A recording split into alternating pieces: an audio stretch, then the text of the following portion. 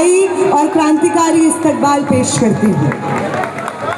आज देश के प्रधानमंत्री जो देश की शिक्षा नीति पे या देश की शिक्षा व्यवस्था पे बातचीत करना शायद भूल गए थे, हमारे इस प्रोटेस्ट के बाद उनकी शिक्षा के बारे में ट्वीट करने की जो कैपेसिटी है, लगता है कि वो लौट आई है और फिर से वो एक लिप सर्विस प्रोवाइड कर रहे हैं हमारे जो मुद्दे हैं उन तमाम चीज़ों को।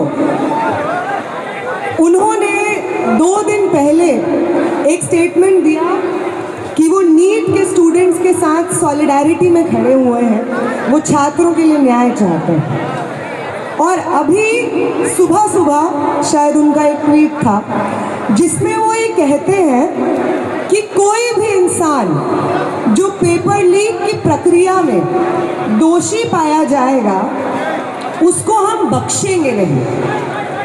तो हम उनका शुक्रिया अदा करते हैं कि आप पेपर लीक की प्रक्रिया में जो लोग दोषी पाए जा रहे हैं उनको बख्शेंगे नहीं, इस चीज का आश्वासन दे रहे हैं। और इस पूरी पेपर लीक की प्रक्रिया में जो सबसे बड़ा दोषी है उसका नाम इस स्टेज से हम बताना चाहते हैं, उसका नाम धर्मेंद्र प्रधान है। मत बख्शिए उसको।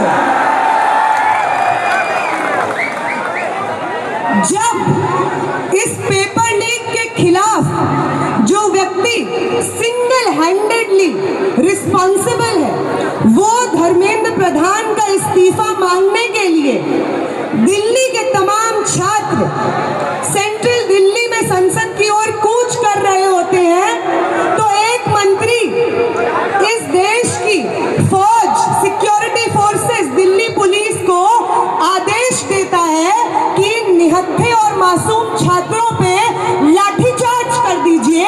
उस मंत्री का नाम अमित शाह है, उसको भी मत बख्शिए।